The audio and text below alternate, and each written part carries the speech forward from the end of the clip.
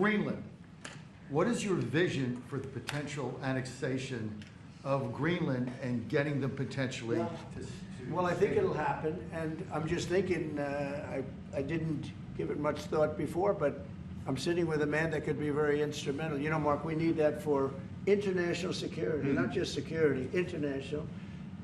We have a lot of our favorite players, cruising around the coast, and we have to be careful. And we'll be talking to you.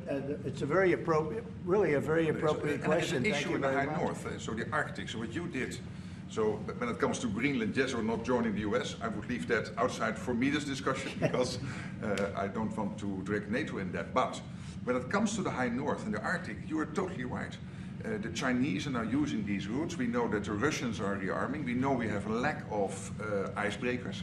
So the fact that the outside Russia, there are 7 Arctic countries working together on this under US leadership is very important to make sure that that region, that part of the world stays safe. And we know things are changing there and we have to be there.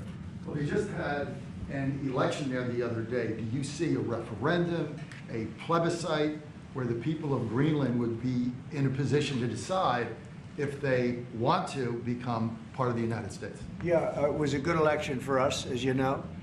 It was not a referendum. It wouldn't be called that. It was an individual election. But the person that did the best is a very good person, as far as we're concerned. And so we'll be talking about it, and it's very important.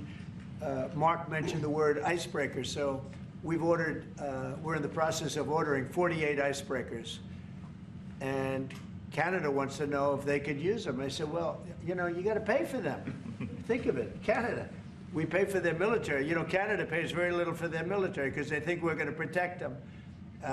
But even with the icebreakers, so we're going to order 48, and Canada wants to be part of the deal. I say, you got to get your own icebreakers.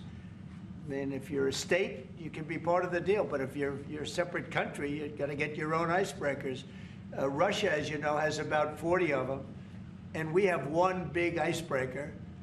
But that whole area is becoming very important. And for a lot of reasons, the routes are, very direct to Asia, to Russia, and you have ships all over the place, and we have to have protection. So we're going to have to make a deal on that, and Denmark is not able to do that.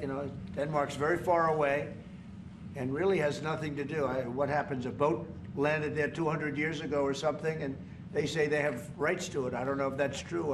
I don't think it is, actually. But we've been dealing with Denmark, we've been dealing with Greenland, and we have to do it. We really need it for national security. I think